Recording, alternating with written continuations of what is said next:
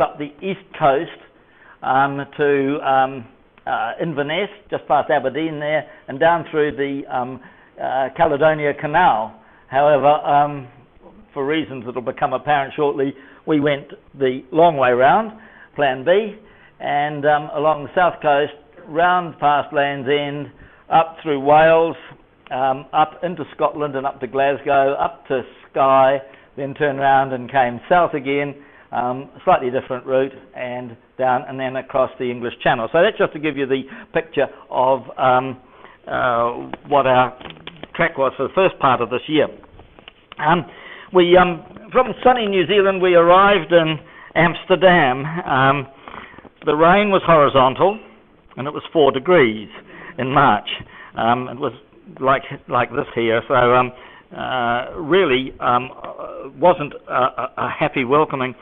I'd gone on ahead of Karin this year because the yard had changed the date that they were going to launch the boat. And so in any case, just as they positioned the crane and the slings, we had another squall come through, but fortunately we had anti-fouled the boat before we left, and we always try and do that for what it's worth. We find that anti-fouling works better, at least the ABC5 that we're using works better if it's put on and left rather than put in the water soon after it's been put on the boat. And so fortunately in the weather that we had, that worked well for us. Karin arrived that night just after we'd got the boat in the water, and she was very unimpressed with the cold and the rain. But we moved to a sheltered marina further along in Amsterdam, and the weather, it's a lovely city, and the weather improved quite a lot. And so we wandered around the city and the museums, and that's the Maritime Museum, and the bridges and the tourists. It was still pretty cold, but it was lovely, and the canals and the cafes and things. You know, it is a very, very attractive city, and they have. Go in the coffee shops, Jim. Yes, the coffee shops.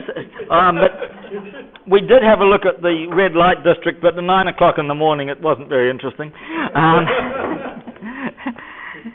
There are really, really quaint buildings that they lean on each other, go back for ages. So because it was, you can actually see some of the buildings literally leaning over when you look at them. And so we headed off to do some of the things that tourists do in Amsterdam, looking at some of the gardens in springtime and things. And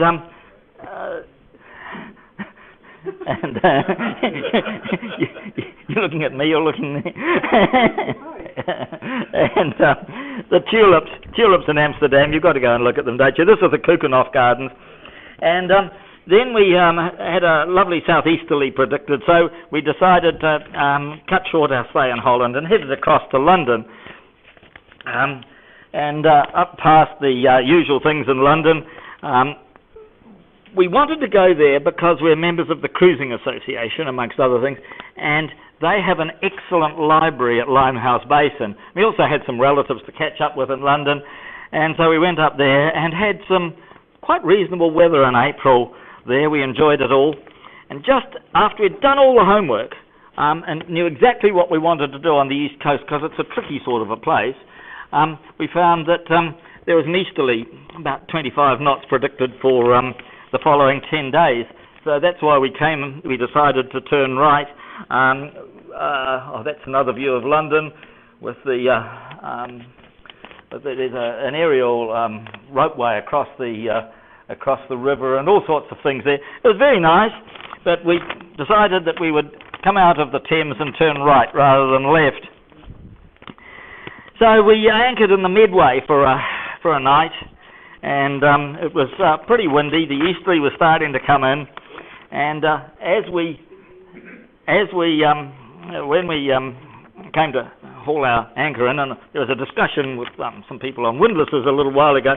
Our windlass once again decided to go on the blink, so it was pulling up a muddy chain, 13mm chain, and a 30 kg anchor the hard way. And then I sort of put the hook on it, as we do, and and put a quick lashing on it, but I forgot the brake, which came back to haunt us a little while later, because we headed out down the Thames into a very strong easterly, about 25, 30 knots. The tide was with us at about 2 to 3 knots, and so it was pretty steep, and we were burying the pulpit quite a bit, which duly managed to wash the hook off the cable, and also it worked the lashing, the extra lashing I'd put on undone. It was only a couple of half inches anyway, and outran the cable with a great roar, and managed to get up and stop it after about 40 metres had run out. And here we were, stuck in the middle of the main shipping channel of the Thames, and I can show you exactly where it was. It was the main shipping channel up to London, and we'd dropped the anchor right where it says anchoring prohibited. So, and then I was a bit po-faced because I thought, oh God, I'm going to have to pull this up by hand in a rather severe condition. But in any case, I tried just once. I tried putting my foot on the button, and it worked. And so I kept my foot on that button, and we got going, turned and went down to Dover, where we read in Tom Cunliffe's wonderful book. Anybody who's sailing in that area should buy Tom Cunliffe's books. They are fantastic. Where it said, absolutely correctly, that you can anchor in Dover Harbour, it is free, but it is not comfortable. He was exactly right. And we rolled around all night. We saved $80, and then the anchor windlass wouldn't work again, so we had to go into the marina anyway to fix the windlass. So Karin did remind me of this for a day or two. But the most uncomfortable night we've had it. Well, the second to most uncomfortable. and in any case, you've got to work the tides in England. It's just so important. They do run at 3-4 knots all around the coast, and so you can, in 7 hours you can make 70 miles quite easily, going with the tide. So we ran down the coast. We had some very nice sailing, and we anchored in the Solent, and we were sure summer had arrived, and we kept making our tidal calculations to see, quite sure that I was getting it right. You're always sure you get it right, but I did keep a little weather eye out and just waited till another couple of boats went past. And if I was wrong, they were wrong too. And then you had to sort of watch where they were going and making sure they're going the same way as you. But it all worked out, because the tidal calculations do get a bit complicated at times there. Okay, that's along the Dover coast. And, yep. And the Needles Channel. As I said, we had wonderful weather as we went down there. And it was very pleasant, good sailing. And on to the next place. This is called Lulworth Cove. It's a free anchorage on the coast of England, because a lot of places, even when you anchor, it costs you. Somebody comes out and takes the money. And after that, Karin didn't complain about Dover anymore, because this was actually worse than Dover, and she had chosen it.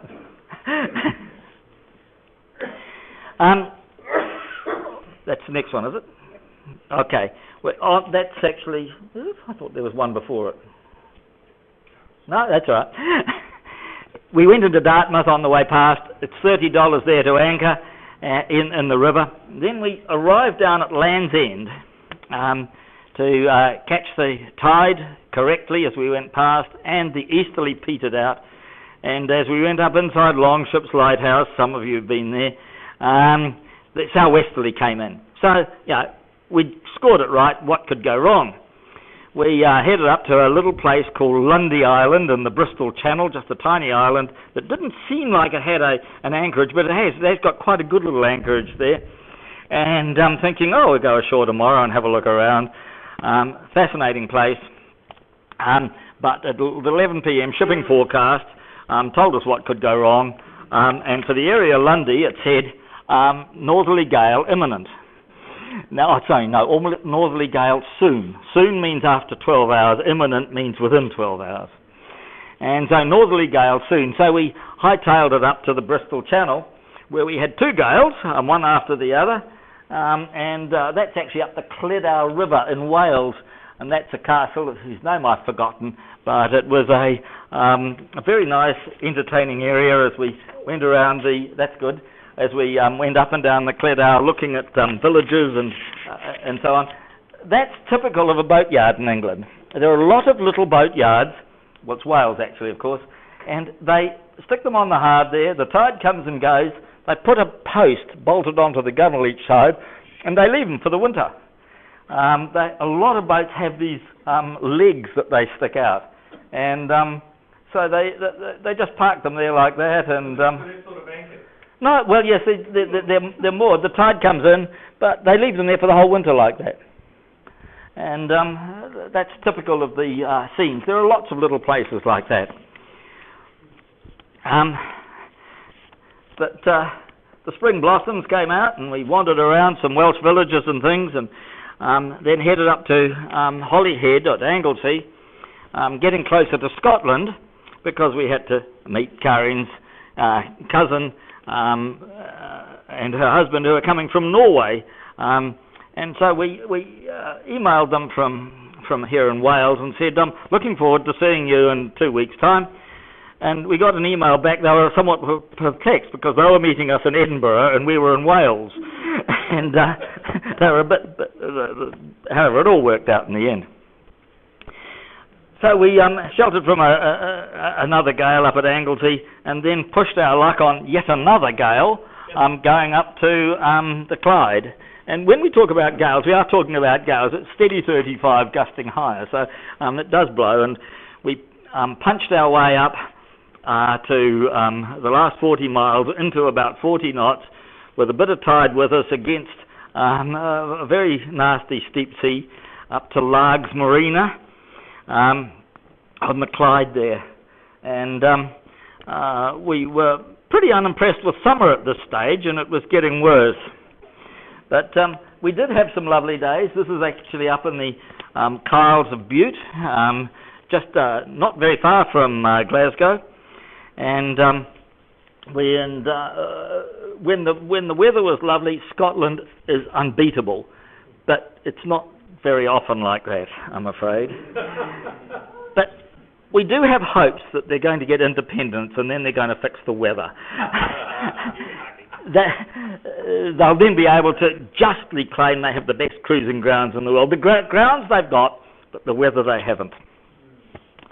We were hosted up there by some wonderful friends who took us around. Again, we were talking about hosts before, and these were people that we hadn't previously met but were put in contact with.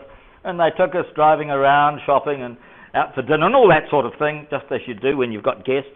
That's actually Gairloch, which is the Trident submarine base that's getting a bit of attention now, and it does provide an awful lot of jobs for the Scottish in the Clyde area. And we also went up the Clyde River, where we right up to Glasgow, where they had free moorings, free pontoons. The city of Glasgow is trying to attract tourists and trying to attract people, and so we were very happy to take the free offer. It's a long way up the Clyde, but what a desolate area. You can imagine all these shipyards that used to be there. There's not a thing now. It's just completely gone, and it's particularly sad to see it. So now Karin has a birthday in mid-May, and she'd spent a number of birthdays bouncing around in the middle of the ocean, once off Cape Hatteras, that she was most unimpressed with. This particular day, we got on a train, went across to Edinburgh, and so I took her to lunch on the Britannia, and that's the Britannia there. So I actually made up for a couple of previous years, I think, and we spent 5 hours there. Yeah. What, you reckon I've got more to go? Oh, God, Mum. Yeah, right. We also met up with her cousins, and so that was that was very nice. And by the time we got to Edinburgh Castle, it was raining again, so we had a bit of a look at that. And that's actually the Glasgow city there. We're in the river over on the port side there at our free pontoon that we stayed at for a number of days, and and they didn't chase us away, even though we outstayed our formal stay.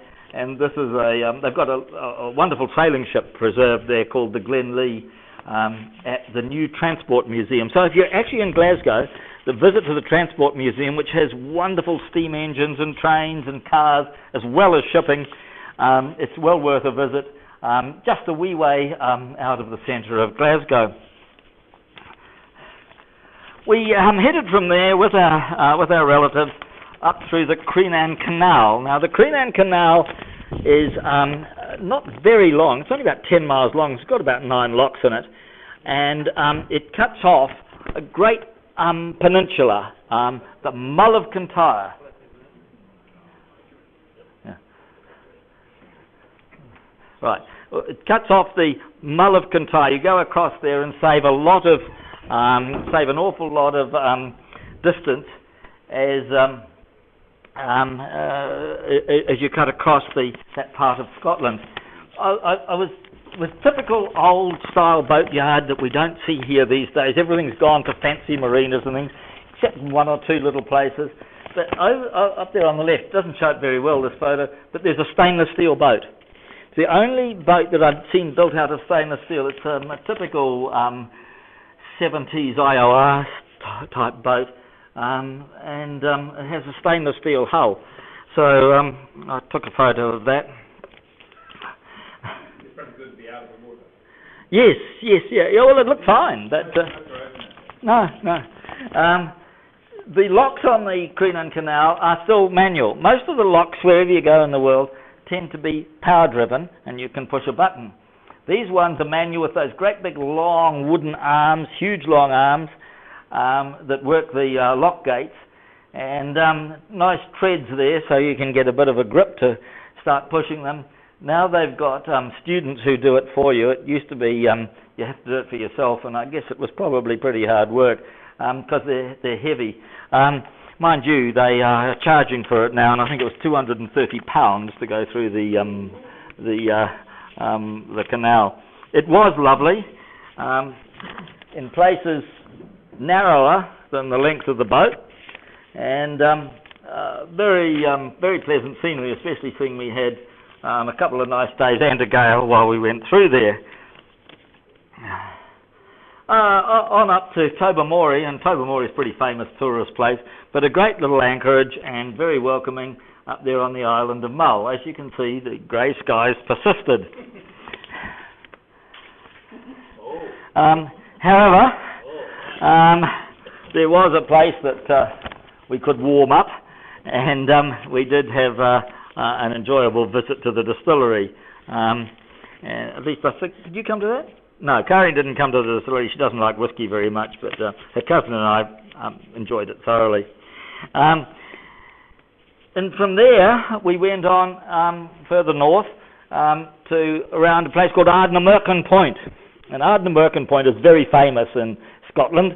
It's the western tip of the mainland there, and it gets a bit grubby around there when the tide and wind blow hard.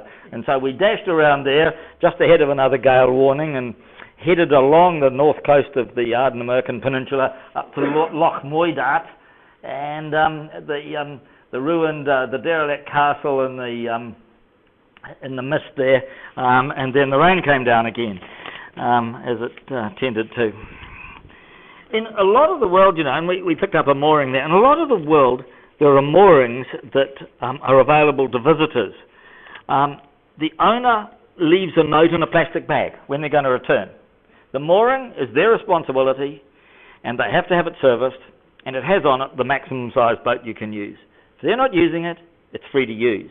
And I think it's an absolutely magnificent idea, having, you go to Schoolhouse Bay or wherever you happen to go around the Gulf or on the coast, we've got all these places which had wonderful anchorages, and now they're filled up with moorings that are unoccupied, but you can't anchor there because your anchor gets foul on a chain. So that's something that you're dealing with the council. Get into that. That would be really useful.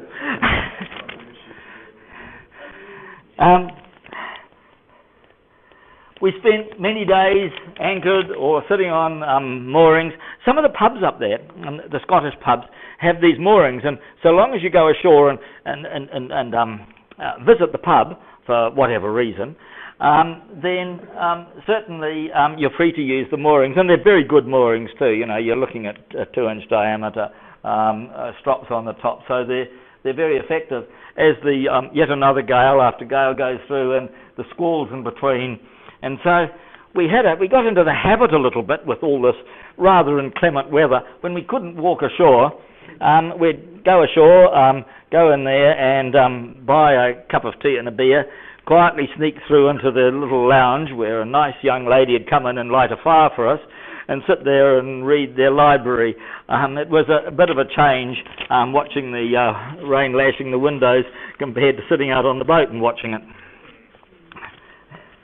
Oh, this is up in Malag, well up to the north. There aren't so many marinas up in the north of Scotland, but this is a new one that was just built, and that's Malag, where we met up with our Norwegian friends had long since departed, and we were joined there by Chris and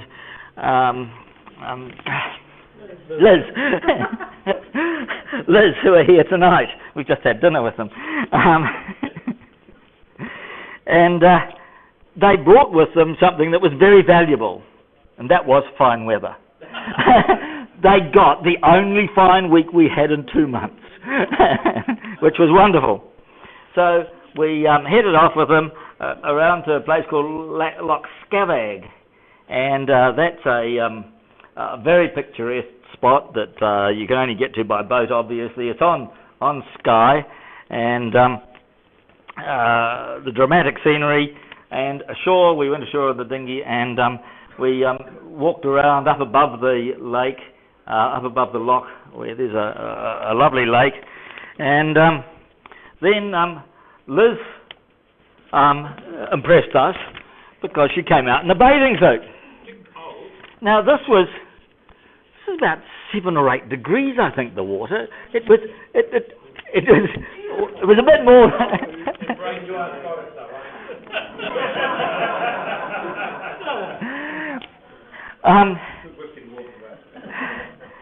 Liz, whose father was Scottish, obviously had been brought up in Scotland and was quite used to it, because she didn't just parade around the deck like that.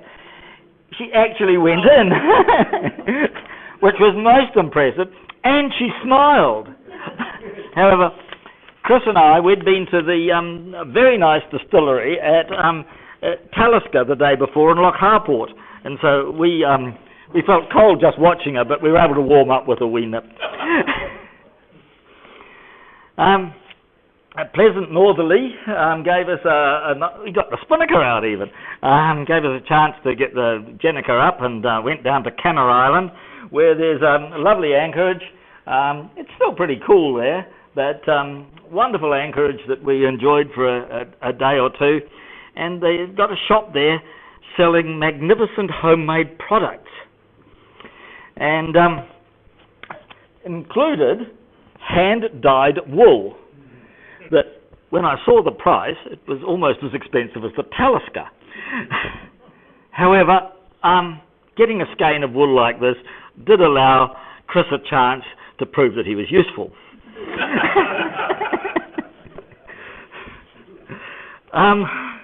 Moving right along, another fine day. They just got a whole lot in a row. And that's up in Loch Nevis. It was beautiful weather up there, and we went climbing up through up mountains and so on, and then ended up in a place called Sandag Bay, which is this is a lovely little cottage that's now derelict, but it was where Gavin Maxwell wrote Ring of Bright Water about otters. And this was the Sandag Bay anchorage. Beautiful evening there with our friends that we caught up with, and then the weather turned around and it said it was going to be lousy again, so Chris and Liz promptly got off at Loch Alsh and got on the train again while we beat our way south into another southerly gale until we came down through Anglesey in Wales. Now, Anglesey is separated from Wales by a very narrow channel called the Menai Strait, and it's literally it's there's a tidal race that runs through it over rocks called the Swellies. It's quite daunting, but it sort of sounded a bit like fun. So you have to get the tide exactly right. You've got to just go through there on the last of the flood, which still runs at 3 or 4 knots. And if you don't, then there have been plenty of wrecks there. And so we had about a metre under the keel and about a metre above the mast. And as we twisted between rocks and the 5-knot tide, it was really quite daunting. Karin had a bit to say about that. You were steering, weren't you, dear? I was steering. So I shut my eyes. I got through somehow. I have no idea how, but it was quite scary. You've got to have these little things that test you a wee bit. But then on down and off to the Isles of Scilly, which are out off Land's End. And there we ran into the big fleet again. Boats everywhere, moorings very close to each other, no places to anchor. But it was very nice because we actually got to wear our shorts at this particular time rather than our jeans that we'd been wearing all along. That's the tidal. Of course, we've got much bigger tides here. That's about 7 or 8 metres there, and that's the tide going out. And of course, even bigger boats have these legs that they put out, and that's St Mary's there, which is an attractive place, and lovely little alleyways and things. And over at Tresco, another one of the islands out there, very nice sandy beaches, and well worth a visit. It was pretty pleasant, and I think did I go swimming there? Well, I think I might have even been swimming there. On back to the mainland, and Plymouth was a place we had never been to before, and it was sort of made famous by Drake and the first Queen Elizabeth, so we thought we'd have a look there. And then Dartmouth, I mentioned it before, this is our second visit there. It's such a lovely place, but just to drop the anchor there, the man comes out about 5 minutes later with a bill for you and one of those machines that you stick your credit card in, and it says that'll be about $30 a night. It costs to anchor there. That's what you have to pay, 30 New Zealand dollars a night. We went up the river there. It was up to Dittersham, and spent some time there. Along the coast. That's Dartmouth again. Very attractive town. Yep. And down in the Wey River, it's still there. Still old England, where you can give a man a coin and he will ferry you across with a rowing boat with oars across the river. It's quite quaint to see it. You sort of don't expect to come across those sort of things. We headed on to the east, along the south coast, a few hundred miles from, just a few hundred metres actually, from Portland Bill, the race there. And we'd been around Portland Bill a few times, but we'd never seen the race when it was working. And people actually tourists come and stand on the headland to watch it. And this particular day we saw it, and as we came in, it wasn't blowing very hard, 25 knots, but it was absolutely, it was incredible. There were just overfalls everywhere, and it's a place that would be unsurvivable, I think. Most impressive. But we did enjoy the tranquil days up the Bewley River at Buckler's Hard, and then on to Portsmouth, and this obviously is in Portsmouth, where we'd gone to do a few things.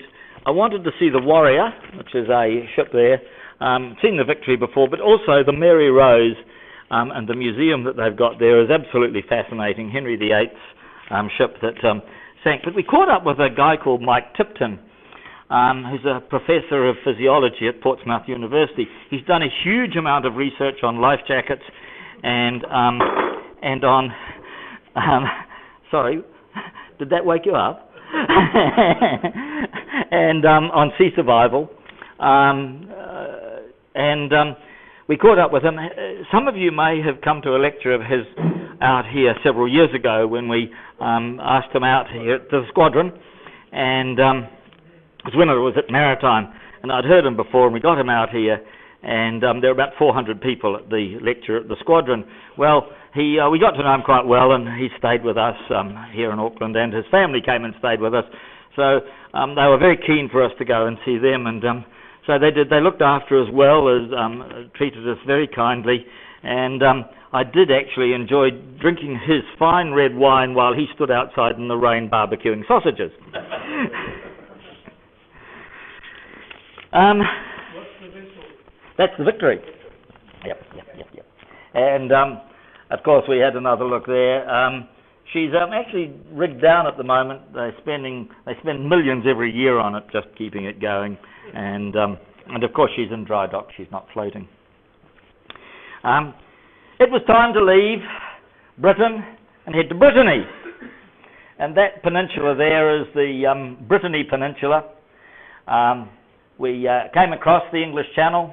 I'll talk about that in a minute. And then down to St Malo and around Mont Saint Michel around there.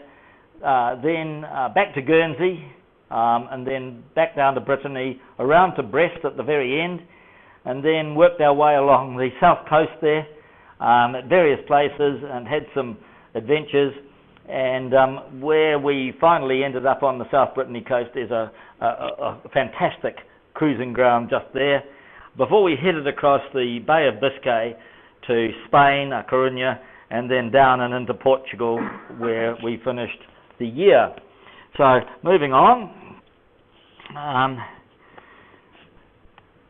near St Malo is Mont Saint Michel, and we had our older son and two boys. They joined us there, and we took some photos, and yet another sunny day. We were really starting to get summer by this stage and enjoying it, but we were into August by now, and the tide there just goes out for miles and miles and miles, and it's a rocky rocks and mud flats for miles, and when the tide comes back in, it just races in across the water, and there is absolutely no shortage of tourists there. There's tourist buses, there's tourists for Africa, but it is one of the world's heritage spots, and quite fascinating. Inside, one of the things that interested me was this, what they called a crane. It's what I'd call it, a winch actually, but you can see this wheel there is probably something like 15, 18 feet high, and it's got treads, and you can see down in the bottom corner there, 2 or 3 men stand inside it, and they walk, and they put their feet on the treads, and just like rats in a cage, yes, and round goes the wheel, and on the axle there is a drum with a rope on it. I did a bit of a rough calculation, but I reckon they could probably lift the best part of 2 tons with it. Now that's how many centuries old, I don't know, but I just thought that was sort of quite ingenious, some of the stuff that we forget has been done in the past. How long were they lifting? Well, this was just getting stuff up from down below, produce and things. I don't think necessarily they always lifted that weight, but it was about 100 feet up on the ramparts. You saw the picture before, it was up there. Okay, we St Malo. This is actually a picture of St Malo. Now the gangways that you can see over on the right, they were horizontal 6 hours before, and those gangways are very, very long. We're looking at 14-metre tides here. Yes. Now that's an awful lot, and as you can see, quite a number of the masts are below car park level there. And we've also got to remember that there is a sill. The tide doesn't go out fully here. The tide is stopped by a sill that's obviously out of the water at low water, and it stops it going too far out. And of course when the tide comes in, there's plenty of water over the top of it.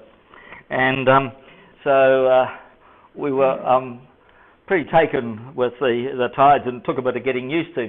That's a big ferry that comes across from Britain all around there, and as you can see, it's below the level of the wharf now. Now out at sea, it's a rock-bound coast, really lots of rocks and reefs and narrow channels. Obviously you can go over a lot of stuff at high water, but at low water it dries right out. And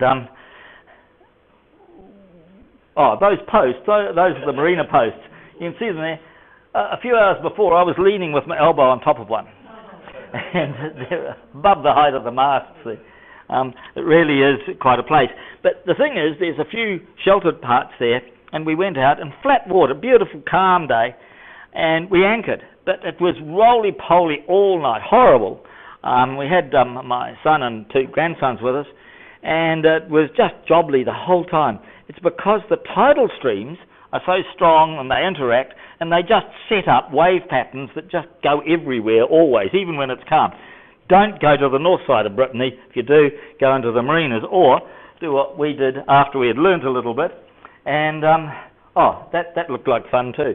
The French do all sorts of funny things in boats, but I wouldn't have minded one of those for Christmas. And that's the area is famous for oysters, and that's the Cancale oyster boat, one of the replicas there that they take tourists for jollies, and keeping kids amused. Yeah, and we then decided to look for some calm water, so we went into the Rance River, and it's beautiful up in there, as we were to find out. We didn't spend long enough up in there, but Sunday afternoon we had to go up through a lock to get into it, and this lock is through a barrage, and they built these barrages, these dams, on the rivers, on a lot of the rivers there in Brittany, because they have such a lot of tidal flow. They actually, as the tide goes out, they actually use them for generating power. And there was a hydroelectric right alongside the lock here. And we came up on Sunday afternoon about 4 o'clock, and we decided to go through there. Looked all pretty good. And then we realised there was a great scrummage of boats all going into the lock. And so we thought, oh, well, we've got the right time. The lock only opens around high water. Only opens close to high water for about 2 hours, and it opens 3 times at 2 hours apart. And we got the middle one there. We came up and we did what they said to do in the book. We called up on VHF and asked for transit. Now, we heard nobody else doing it. All the French just roll up there and expect to go through. This actually paid off for us on this particular case, because here we were with this great crowd of boats wanting to go in, and they called us in first, which was very nice, because we got in and got up to the far end of the gates. Then this great French rugby scrum came in behind us with the lock keepers shouting and saying, go forward more, go forward more. There was a big crunch beside us, and a whole lot of fiberglass got splintered, and a couple of people had a word to each other. It was all the fun of the fair. Then they went to lower the road bridge behind us, and there was a yacht in the way, so they told him to drive forward as well. It was, been through lots and lots of locks in our time, but that one was most entertaining. Up in the Rance, lovely sandy beaches, nice places, and we got to start seeing some of the real small French villages like St. Souliac there. And after the family had gone home again, and we went back to a peaceful time, off to Guernsey, where we visited some friends. Guernsey's a very prosperous island, and you have to have it's very hard to get to live there. But the Channel Islands, it's about half the size of Waiheke, but very peaceful and lovely country lanes. And but there was one place, Guernsey and the Channel Islands, where the Germans got into during the war. So there are a lot of war relics and an excellent museum there. As well as this one, there's all these, not pillboxes, but towers, concrete towers. They're still in immaculate condition, very well built by German engineering. And what's that? What were they for? They were lookout towers, because the Channel Islands were where they were the closest point to Britain they could get down off that particular coast. Lots of banks there too. What's that? Lots of banking done out of Guernsey. Oh yes. It's a tax haven and all sorts of things there. Yes, no question about that. Back on the Normandy coast, we went up to Trégueux, and a lot of lovely places that were recommended. It's a lovely countryside. We really do like France. And then round to the end of the Brittany Peninsula, there's a place called Brest, which was bombed heavily during the war.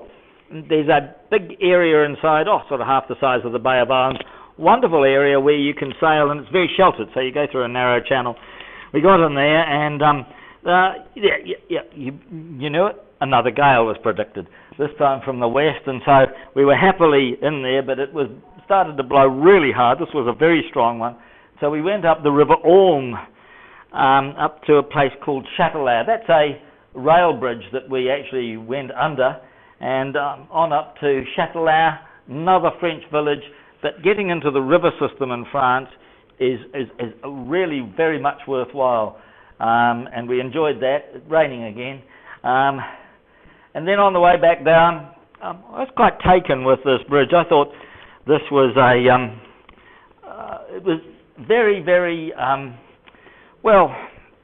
just stylish. We don't see bridges like that everywhere. That's a motorway, and it's a curving bridge right across the motorway. Marvellous engineering, but I guess the extra cost that would prevent us having elegance like that in Auckland. We were down around the south coast, and we passed a number of boats, and this was an English boat that we went past and saw them, and we were about 5 miles ahead when we got called up by them, where they said that they needed a hand. This is the north side of the Bay of Biscay, of course.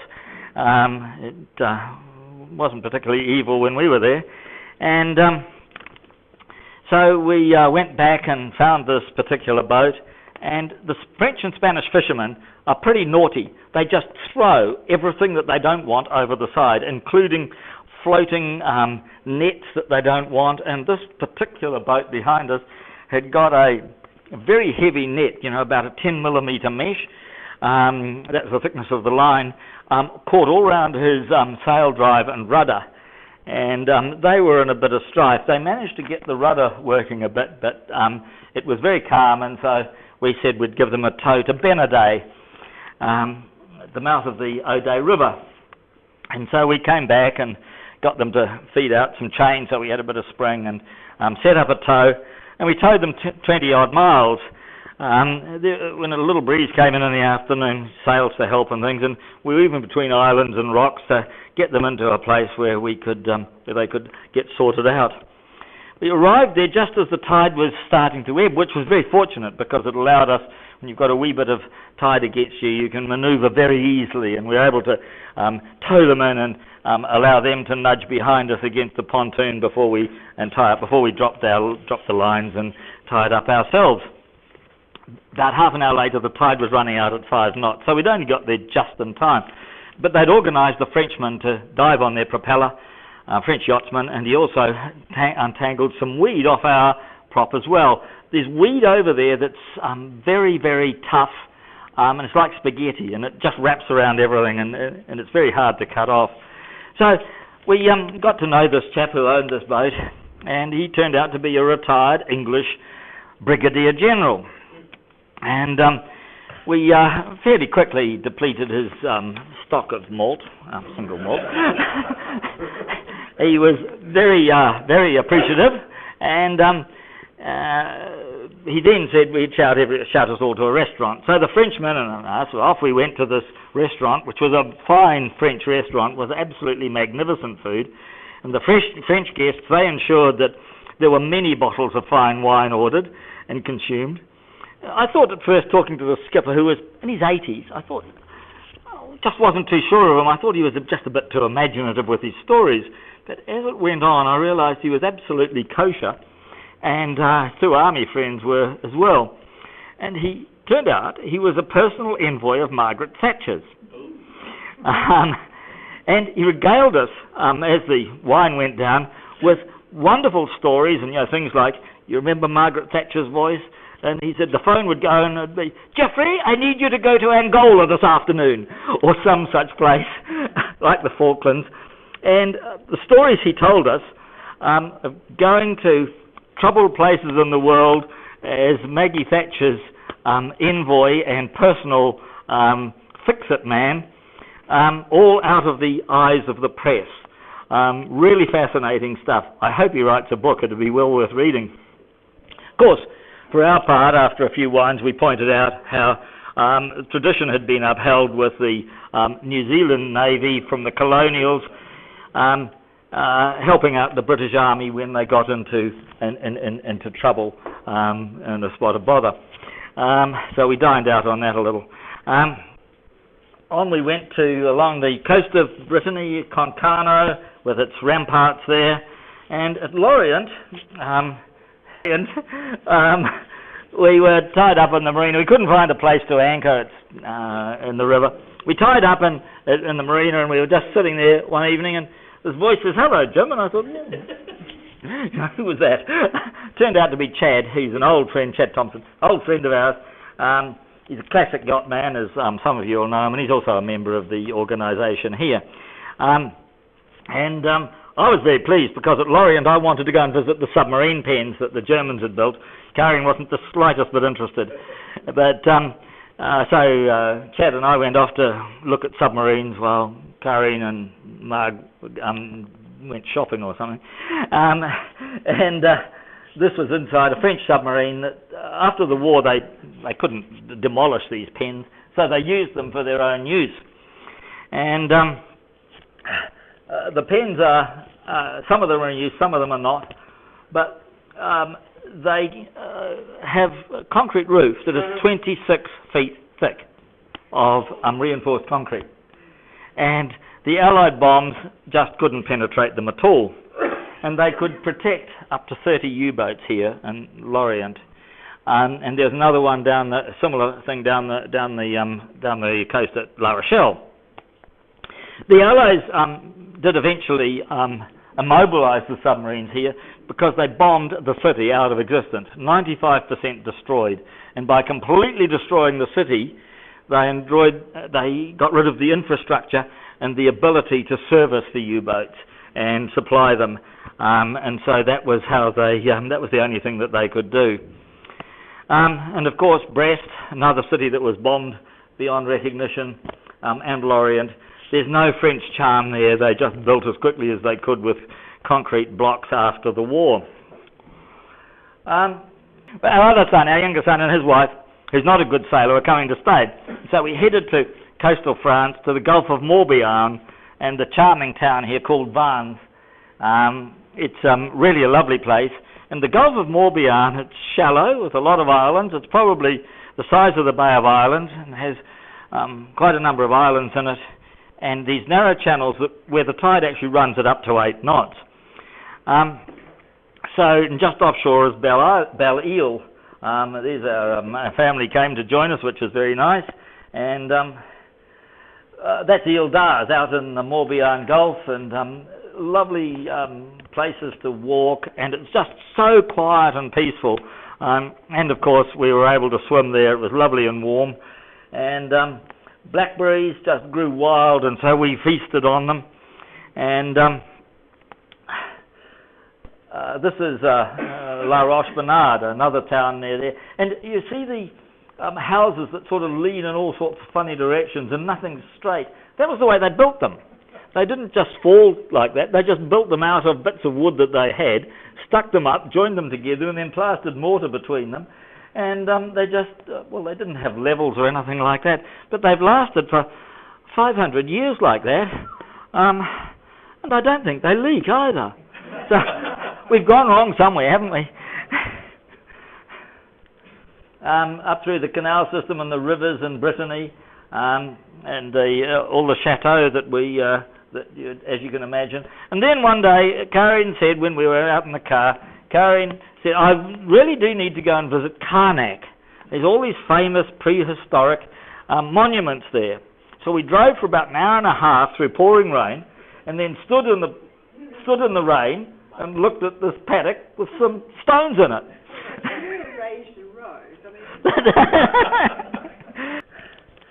This is Belle-Île, again sitting on a mooring out there that only cost about £5 for the night, or €5 for the night. Very pleasant, and it's a bit like Waiheke really, only the water is warmer and very, very clear. It's absolutely beautiful out there. This is the Bay of Biscay as we saw it. Lots of sheltered estuaries and fishing boats and fishing fleets that really haven't changed over decades, and although there are a few more tourists there now. Then it was time to head south again, and the reputation of the Bay of Biscay is well known. And so when we had a northeasterly of force 5 to 6, which is about 30 knots, we just dropped the lines and vans and headed out through the Morbihan Gulf, 15 knots at times, because we had 8 knots of tide with us, and we didn't need much sail, and 48 hours later we had arrived across in Coruña, near the Spanish coast, near Cape Finisterre there. The bottom shelves deeply. It comes up from about 4,000 metres, quite close to the coast, straight up, and there are strong tides and steep cliffs, so it does actually kick up quite a nasty sea there at times. And then we had another gale arrived when we were in Coruña, and here we are there, and we're a reasonable sized boat. Alongside of us, on the weather side, which was wonderful, there arrived this nice big catamaran, which sheltered us very nicely from the gale, and we didn't notice the wind at all. But all the marinas in Spain and Portugal... What's that? Oh, I'll come to that in a minute. But just like in class, Basil, you're always asking the question before I got to the answer. And in any case, a big swell builds up from that coast, and you get an awful lot of heavy seas coming in from the Atlantic gales and storms out at sea. Now, these marinas, they're growing up all over the place over there. And a lot of them are very sophisticated. They've got lovely bathrooms and things, just like you'd get in a very good motel. Hair dryers, laundries, very, very good. They're not cheap. You're looking at probably $80 to $100 a night. But at the same time, the facilities are excellent. These are being built not by the country like Spain, which hasn't got a lot of money, Portugal. They're being built by the EU. It's part of the EU thing. And they're designated as fishing harbours. So the EU are building them for the fishermen, and then they fill up with yachts. So that's what's going on over there. And similarly with buildings. That's the Harbour Master's office for the new marina, built by the EU. So he had you where he could keep an eye on you. Oh, yes. Very nice there, yes. That's a very, very old lighthouse called the Tower of Hercules, and it's actually a stone lighthouse built by the Romans, and you can walk up inside it, as we did, and what they used to do, they used to carry burning branches and burning pieces of wood up there and put them on the top to be an early form of a lighthouse. And the coastline is very rocky, it's very austere, and a lot of swell, and not a nice place to get caught out. That's just as we went south from Coruña.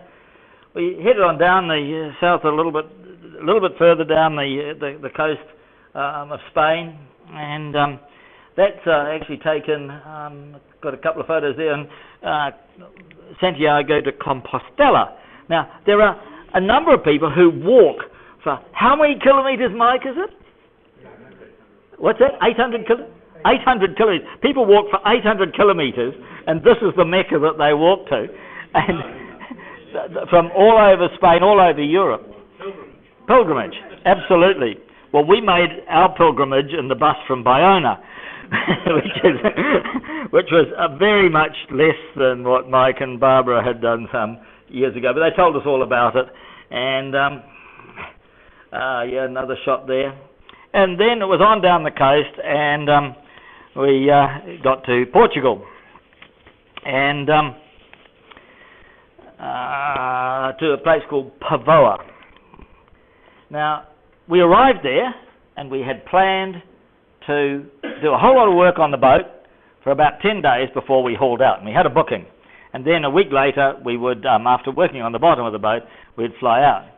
We came into the marina there, and they're very nice, very helpful, and less expensive than other marinas and things, and tied up. The next morning at 8 o'clock, there was somebody standing on the deck saying, "We're hauling you out in an hour." And, yep. It's all right, we've got a team of people who'll come and take your boat to bits, so that'll be all right. And so in any case, we had no choice. We agreed. And so he stuck the boat in the travel lift and lifted it out. The reason they gave was that there was a storm out at sea and there were big swells coming in over the weekend. And even inside the marinas there, you get huge swells building up and surges coming in, and the marinas get damaged quite a bit, especially when they've got bigger, heavier boats like ours. So they don't want them in there. Now, the swells, I have to say, didn't arrive till the middle of the following week. And so there's a narrow channel, and you come in around outside the lighthouse there, and then up this narrow channel. It's probably about 60 metres wide between the two breakwaters, and then around and into the marina here. So I saw these swells coming in. So I thought, I'll stand on the bow, because we're sitting up on the hard stand here. That's in the corner there is the travel lift. And I thought, I'll take some photos. And so I was taking there, clicking away. Then I saw some people, and I said, they're walking onto the breakwater. That's crazy. And there they are on the left. And then I saw there was a boat there. As you can see, just at the extreme left-hand edge of the picture there. Right there in the corner, just by the travel lift, there's this boat coming in. And so we stopped and we watched, and this fairly small catamaran was riding the swells coming in, and everybody was looking and everybody stopped and were quite aghast, because a boat in similar conditions, the port was closed by the way, in similar conditions last year, a boat had gone up on the breakwater. There was quite a few lives lost. So we watched them coming in and we thought, oh God, they're okay. And then this extra biggest swell came along, and they started surfing, and you can see the two masts there, and they were really surfing, riding the wave there. And then it broke, and you can just see the mast, one mast in the middle of that breaking sea, and then it came out of there. The sea broke over the inner wall, and so we thought, oh, they've made it okay. And then the next one came along, and they seemed to be all right, and then it really broke. And somewhere in underneath there, and so we were all standing there thinking, oh boy, this is really serious, very nasty. And next thing, they appeared out from underneath, having come in through there, and of course, we all realised when we saw the flag they were flying, they were French. Had to be. They just had to be. Only the French would do that. So I stayed there for another 5 or 10 minutes taking some more photographs. And I'll just show you some of the photographs I took.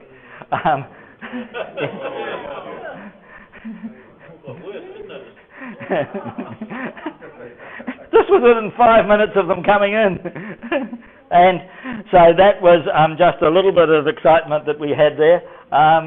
Oops. Oh, you might. How damaged was that boat? It wasn't damaged at all. I do it all the time. That's where the boat is lying now. We're on the we're just south of Porto. Lovely town, lovely city in Portugal. Very, very picturesque on the Douro River. And so we spent some days there because we were on the subway route out of Porto. And those are the old traditional, obviously replicas of the with barrels on board that carried the port down the river from the wineries further up the Douro River. And we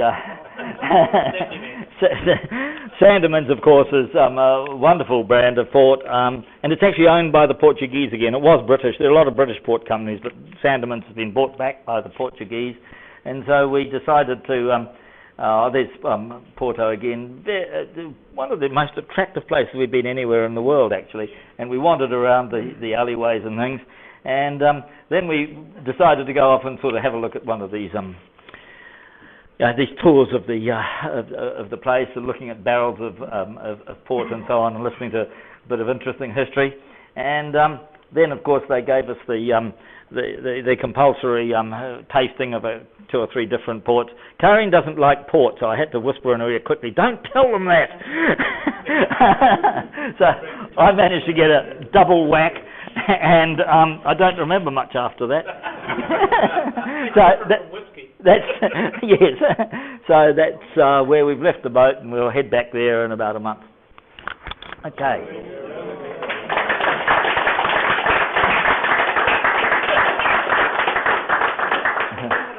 It looks a little bit too light. Yes, it's a white port. A white port? Oh yes, we had quite a range of them. And they were quite generous helpings too. But you can buy a fine bottle of reserve Sandeman's Port for $10. Wow. And we're going back there. So how many cases did you get? I've got 2 on order. On order? Yeah. So I'm just thinking you'll be there in April, May. We'll be there late March. Yeah, late March, and probably going down the coast of Portugal in April. Right. That's what we plan. And then turn left and into the Mediterranean, and Yep. then we've got some things to do and places to see in the Mediterranean. Barcelona? We've been there before. It's more getting across to Italy, Greece and Turkey this year that we're mostly interested in, but just exactly where and when, don't know. We've got a couple of trips off the boat, so we've got to do that too, and so we'll get around, and we'll see you at the end of the year, I guess, and regale you with more tall stories. More tall stories. Right, anybody got any questions? Tell me, Jim, Yes. when you've got into the Med, will you come back out of the Med and go around South Africa, or? I don't think so. I think we're getting old, Basil. I don't know whether you've noticed it. Yes, yeah. And I think that probably we've never worried about whether we prove the world's round. I think it is. But we've been to Japan, we've been to Alaska, we've been Scandinavia, we've been North America, South America. We've been to the places we want to go, and there are 1 or 2 others that we would.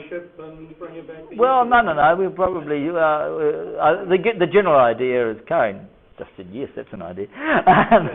It's easy, but no, there's some places in the Caribbean that we'd like to see, and Karin hasn't been through the Marquesas and French Polynesia, and that's a nice area, and it's the trip from, shall we say, really the Canary Islands through to Fiji is generally a pretty much downhill, relatively simple one. Yes. Yes, that's right. Yes, so that's the most likely scenario, but that's plan A, and plans change all the time. So you've got to keep flexible, keep changing your mind. Incidentally, you made account of the countries you went to. You said it may have been 7. It's actually 8. Oh. Because Cornwall, believe it or not, and it's its own country. And it's separated from the rest of the UK by this wonderful river. Well, in fact, we're both wrong, because we went to the Isle of Man as well. Yes. I think the people of Brittany like to think that they're independent from Paris as well. So. Very definitely. And Guernsey claims to be independent. We went to Guernsey because we have to re-enter the EU. With the boat, we have to leave the EU for a day and re-enter each 18 months. If you stay a day over 18 months, they charge you VAT. So every now and again you have to duck out. So we've got a few places we can go. Tunisia is one. There's a couple of marinas there. There's no real problem there. Morocco and also Turkey are outside the EU. So you've got to sort of keep ducking out. And then, of course, we have the Schengen Agreement, which is not part of the EU exactly, because it includes Scandinavia but doesn't include Britain. That's about immigration, where there are borderless, it's a borderless area, and most people in the world can only go into a whole area for 3 months, have to leave for 3 months. New Zealand's got a special arrangement, and I don't know of any other country that has it.